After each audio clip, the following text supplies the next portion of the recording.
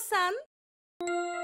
Pada zaman dahulu kala, ada sebuah keluarga yang memiliki seorang anak perempuan bernama Cinderella. Mereka adalah satu keluarga yang bahagia. Namun, ketika ibu mereka yang baik hati meninggal secara tiba-tiba, kebahagiaan mereka pun berakhir. Tak lama lagi ayah Cinderella menikahi wanita lain. Wanita itu memiliki dua anak perempuan yang manja dan jahat. Mereka sama jahatnya seperti ibu mereka. Mereka semua datang untuk tinggal di rumah itu. Sekarang Cinderella punya dua saudara tiri dan ibu tiri. Semua orang menyukai Cinderella yang sangat baik hati dan cantik. Dia memiliki rambut pirang yang panjang, mata berwarna biru seperti laut, dan kaki serta tangan yang halus. Karena merasa iri, kakak tiri Cinderella ingin membuat hidupnya menderita. Mereka membuatnya mengerjakan semua pekerjaan rumah dan menjadikannya sebagai pelayan. Teman satu-satunya adalah seekor kucing Tabby. Saat dia sudah menyelesaikan tugasnya, dia akan memangku kucing itu, duduk di dekat perapian dan menceritakan kesedihannya. Dia selalu mengatakan betapa dia sangat merindukan ibunya. Itulah sebabnya Cinderella diberikan julukan Cindercat. Sayangnya, tak lama kemudian ayahnya juga meninggal. Kakak dan ibu tiri Cinderella menyuruhnya untuk tidur di loteng. Kau tidak bisa tinggal di lantai yang sama dengan kami. Kau lebih cocok di atas. Aku mohon, biarkan aku dan kucingku menghangatkan diri di perapian. Hanya setelah kami berdua tidur. Abu dari perapian sudah cukup untukmu. Pakaianmu robek dan jelek. Kami tidak mau melihatmu berkeliaran. Cinderella yang malang menerima takdirnya. Setiap malam dia akan duduk di samping perapian dan mencoba menghangatkan dirinya dengan sisa abu kayu bakar. Suatu hari, ada seorang prajurit mendatangi rumah mereka untuk mengundang semua gadis yang cukup umur untuk menikah untuk datang ke pesta dansa di istana. Nyonya, raja akan menyerahkan tahta kepada putranya. Persyaratannya adalah dia harus menikahi gadis yang baik. Ada berapa gadis yang tinggal di rumah ini yang sudah cukup umur? Dengan gembira, ibu hanya memperkenalkan kedua putrinya. Aku punya dua anak perempuan yang cantik. Lalu, siapa gadis yang aku lihat menyapu lantai dapur itu? Dia pelayan kami. Bagaimana mungkin kami membawanya ke istana? Itu bukan masalah. Aku harus tetap menulis namanya. Bahkan jika kau menulis namanya, itu tidak jadi masalah. Dia tidak punya baju atau sepatu yang bagus. Silakan, tulis saja namanya.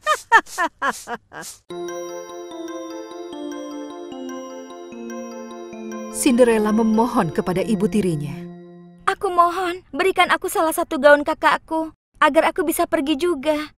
Tidak, kau tidak akan pergi. Kau akan membersihkan lantai sampai kami kembali. Kau pikir pangeran akan memilihmu dibandingkan putri-putriku Cindercat? Oh. Ketiganya mengejek Cinderella dan mengusirnya pergi.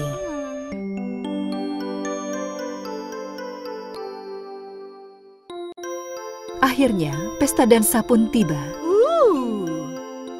Semuanya berdandan dengan cantik. Mereka pergi ke pesta dansa dan meninggalkan Cinderella. Cinderella menangis sedih.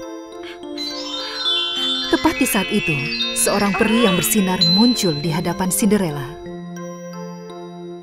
Jangan khawatir, aku akan membawamu ke pesta dansa itu. Siapa kau? Aku adalah peri yang membantu gadis baik hati. Ibumu mengirimku kemari untuk membantumu. Dia mengawasimu dari surga. Ayo kita mulai. Carikan aku buah labu yang besar dan 6 ekor tikus. Cinderella melakukan apa yang peri itu minta kepadanya. Dia membawakan labu, dan tikus dari kamarnya yang sudah menjadi temannya datang untuk membantunya.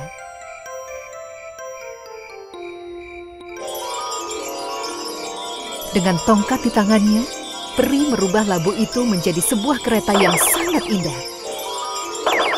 4 ekor tikus menjadi kuda putih, 1 tikus menjadi kusir, dan 1 menjadi pelayan.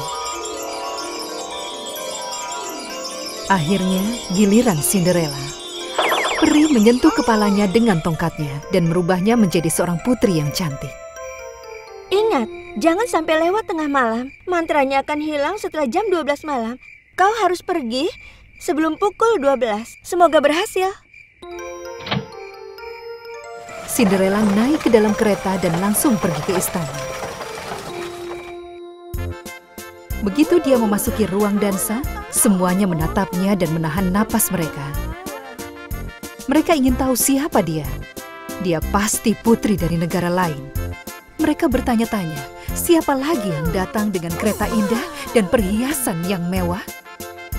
Sang pangeran yang melihat Cinderella langsung mendatanginya. Nona, maukah kau berdansa denganku? Dengan senang hati yang mulia. Itu adalah cinta pada pandangan pertama. Pangeran berdansa dengan Cinderella sepanjang malam. Raja dan ratu sudah sangat menyukai Cinderella. Gadis itu cocok untuk kita dan istana. Dia cantik dan seperti seorang putri. Kita sudah menemukan calon yang tepat. Semua gadis di ruangan itu, termasuk ibu dan kakak tiri, merasa kesal dan sangat iri.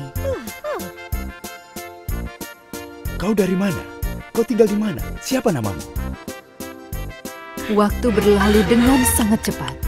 Cinderella yang melihat kalau sekarang sudah hampir jam 12 malam, lari keluar istana meninggalkan pangeran yang tampak kaget.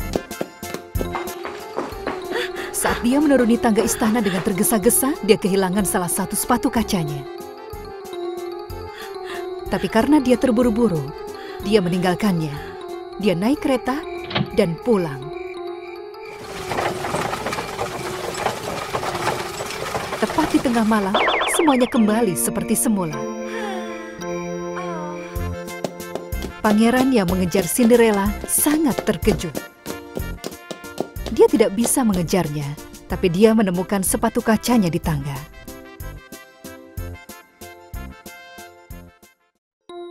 Saat Cinderella pulang, dia sangat kaget dengan apa yang dia lihat. Rumah itu sudah bersih. Bahkan di kompor itu ada sup hangat. Peri yang mengurus semuanya. Saat Cinderella masuk ke kamarnya, dia merasa sangat sedih. Tapi sekarang bagaimana? Aku tidak akan bisa bertemu dengan pangeran lagi. Jangan khawatir, semuanya akan baik-baik saja. Sementara itu, pangeran hanya memikirkan gadis cantik yang pergi dari pesta dansa. Aku harus bisa menemukannya. Aku tidak mau orang lain menjadi ratuku. Besok kita akan mencoba sepatu ini ke kaki gadis-gadis yang hadir di pesta dansa semalam dan di seluruh negeri. Jika sepatunya cocok, gadis itu akan menjadi ratuku. Keesokan harinya, prajurit menanyai semua gadis yang hadir di pesta dansa dan mencoba sepatu kaca itu. Semua orang mencoba sepatu itu, tapi tidak ada yang pas. Akhirnya, tiba saatnya untuk rumah Cinderella. Semua orang merasa sangat gembira. Kakak tirinya menghabiskan waktu berjam-jam memijat dan memberikan krim ke kaki mereka untuk membuatnya kecil. Dan mereka mengunci Cinderella di lobi.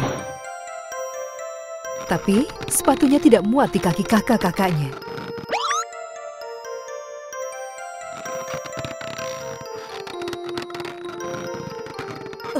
Ayolah. Saat prajurit akan pergi, mereka mendengar suara dari atas. Cinderella berhasil menarik perhatian mereka dengan menjatuhkan lemari kayu. Suara apa itu? Siapa itu di atas? Kucing. Tidak ada siapa-siapa. Kucing tidak bisa membuat suara seperti itu. Jangan bohong. Ayo, naik ke atas dan cepat lihat. Ayo cepat. Mereka menemukan Cinderella dikunci di kamarnya dan memintanya untuk mencoba sepatu kaca itu. Oh. Sepatu itu pas sekali di kakinya.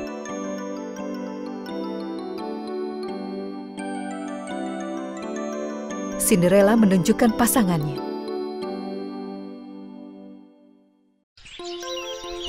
Prajurit itu tahu kalau mereka sudah menemukan sang putri dan langsung kembali ke istana untuk menyampaikan berita ini. Pangeran sangat bahagia saat tiba di rumah Cinderella dan langsung bisa mengenalinya. Maukah kau menikah denganku dan menjadi putriku? Menerima jawaban iya, dia membawa Cinderella ke istana. Cinderella menceritakan semua yang terjadi padanya. Sudah baik-baik saja. Mereka menikah dengan pesta pernikahan yang berlangsung selama 40 hari 40 malam. Hal pertama yang Cinderella lakukan adalah membawa kucingnya ke istana. Mereka hidup bahagia untuk selamanya. Dan peri yang baik hati selalu mengawasi mereka setiap saat. Pada zaman dahulu kala, di sebuah rumah kecil tinggal sepasang suami istri. Mereka adalah pasangan yang sangat bahagia dan sedang menanti kehadiran bayi mereka. Aku tahu yang terpenting adalah bayi kita lahir dengan sehat. Tapi aku berharap kita bisa punya anak perempuan, sayangku. Iya, aku juga ingin punya anak perempuan. Jika Tuhan mengizinkan, kita akan punya anak perempuan yang mirip denganmu. Hari kelahiran sudah semakin dekat, dan sang ibu muda sudah tidak sabar menunggu bayinya lahir. Setiap hari dia melihat keluar jendela dan ke arah sebuah tembok tinggi dan mengagumi kebun tetangganya yang dipenuhi bunga dan buah-buahan. Suatu hari dia melihat sebuah tanaman berdaun kuning yang dia tidak pernah lihat sebelumnya. Kira-kira apa nama tanaman itu? Wanginya enak sekali. Pasti rasanya juga enak. Aku harus makan tanaman itu. Aku akan ke tetanggaku dan meminta darinya. Tanpa menunggu lama, ibu muda itu pun meninggalkan rumah. Tapi dia tidak tahu kalau tetangganya adalah seorang penyihir jahat. Dia mengetuk pintu tanpa menyadari bahaya yang sudah menantinya.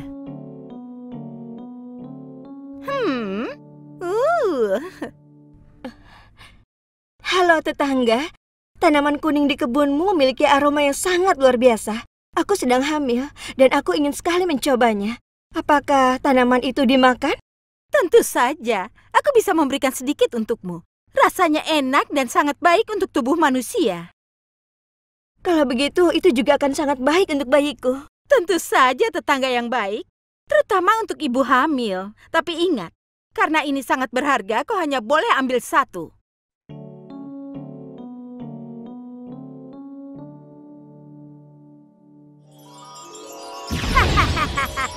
Semuanya berjalan sesuai yang sudah kurencanakan.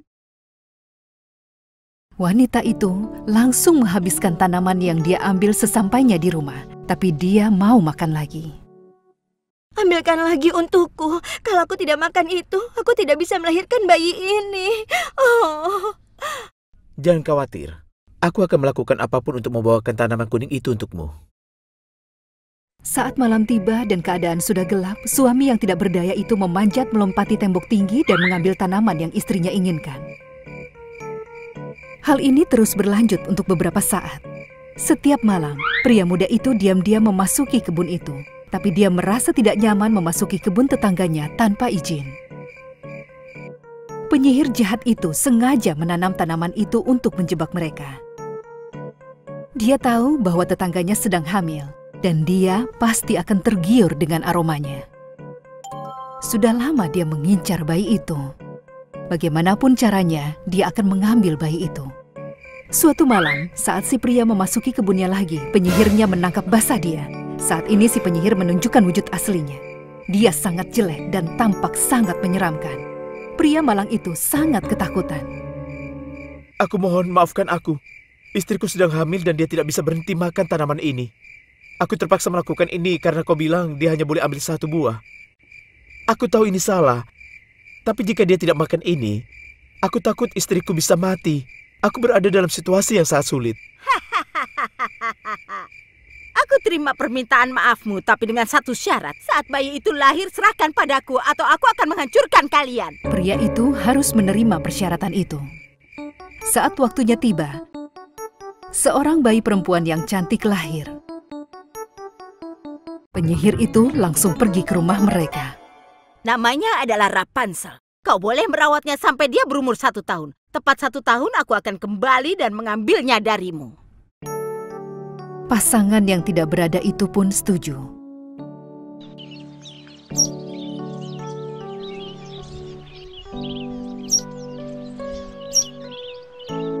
Saat Rapunzel berumur 1 tahun, penyihir itu kembali dan membawa bayi itu pergi dari ibu dan ayahnya. dan mengunci bayi itu di sebuah menara di tengah hutan. Dia akan membesarkan bayi itu di sana. Tahun pun berlalu. Rapunzel tumbuh menjadi gadis muda yang cantik. Karena dia tidak pernah memotong rambutnya menjadi sangat panjang.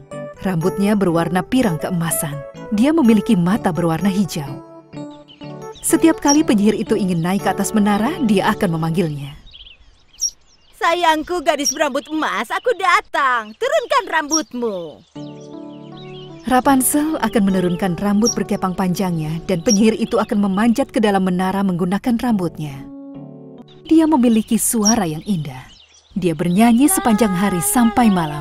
Suaranya menggema di seluruh hutan dan burung-burung akan terbang ke jendela kamarnya untuk mendengar nyanyiannya. Burung-burung itu adalah satu-satunya temannya. Suatu hari, ada seorang pangeran yang sedang berjalan di dalam hutan. Saat dia dengar suara Rapunzel, dia bertanya-tanya dari mana asal suara indah itu. Saat dia ikuti arah suara itu, dia tiba di menara dan menyadari suara indah itu berasal dari sana. Aku harus menemui gadis yang memiliki suara indah ini. Bagaimana caranya aku bisa naik ke menara itu? Saat dia dengan putus asa berjalan mengelilingi menara, tiba-tiba dia melihat penyihir itu memanggil seseorang di atas menara. Dia bersembunyi di balik pohon dan melihat apa yang terjadi. Sayangku gadis berambut emas, aku datang. Turunkan rambutmu. Rapunzel menurunkan rambutnya dan penyihir itu memanjat ke atas menara. Aku sudah menemukan cara untuk naik ke sana. Setelah menunggu penyihir itu pergi, sang pangeran memanggil Rapunzel dengan menirukan suara si penyihir. Sayangku, turunkan rambut emasmu lagi. Aku melupakan sesuatu di sana.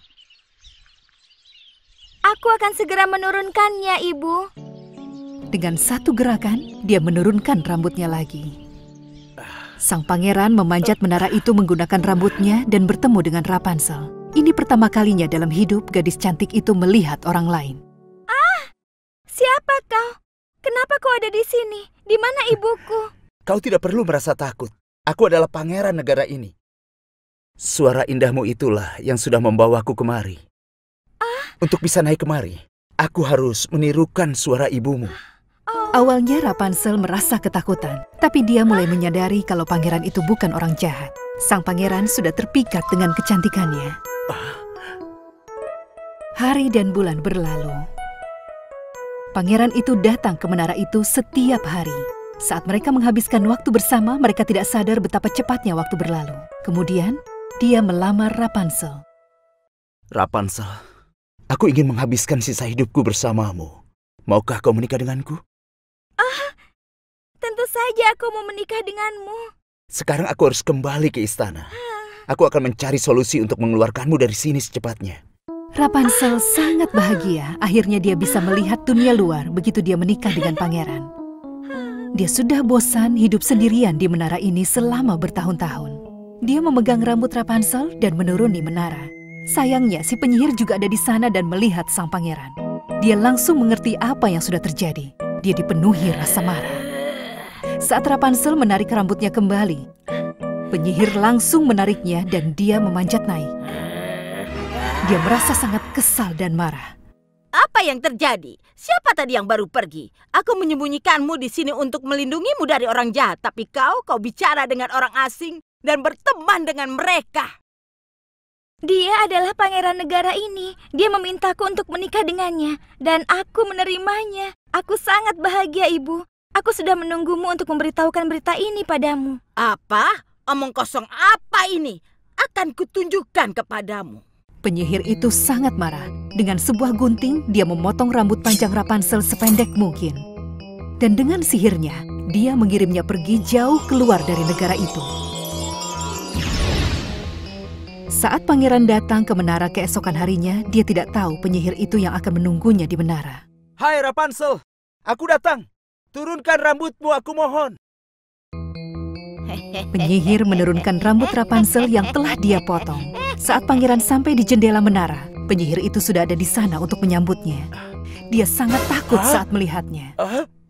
Kejutan, ha? Kau pikir kau bisa membawa pergi gadisku yang telah kusembunyikan selama bertahun-tahun?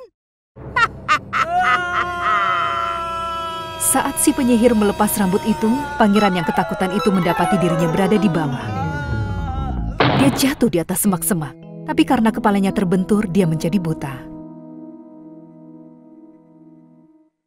Pangeran itu selalu memikirkan Rapunzel. Kemudian dia naik ke atas kudanya dan dia mencarinya di mana-mana. Dia bersumpah walaupun dia harus pergi ke ujung dunia, dia akan menemukannya. Dia terus mencari, dan mencari dalam waktu lama. Akhirnya, suatu hari, dia mendengar sebuah lagu. Suara itu sangat akrab di telinganya. Itu suara Rapunzel. Akhirnya aku berhasil menemukannya. Dia memacu kudanya dan langsung menuju ke arah suara itu. Dia tiba di pintu rumah Rapunzel berada. Rapunzel, aku datang. Buka pintunya. Aku tidak percaya ini. Ini benar-benar kau. Ketika Rapunzel membuka pintu, dia menangis saat melihat sang pangeran. Dia menangis sampai air matanya jatuh di wajah pangeran saat dia berlutut. Tangisnya itu adalah tangis bahagia. Tiba-tiba, si pangeran yang buta itu membuka matanya. Mereka berpelukan dengan penuh rasa bahagia dan merayakan keajaiban ini. Akhirnya, sang pangeran bisa melamarnya secara resmi. Mereka kembali ke istana dan mulai mempersiapkan pernikahan. Saat mereka kembali, Rapunzel dan pangeran mencari orang tua kandungnya agar mereka bisa berbagi berita gembira ini. Mereka senang bisa berkumpul lagi dengan putri mereka setelah terpisah bertahun-tahun. Mereka menggelar pernikahan yang indah dan mereka hidup bahagia selamanya.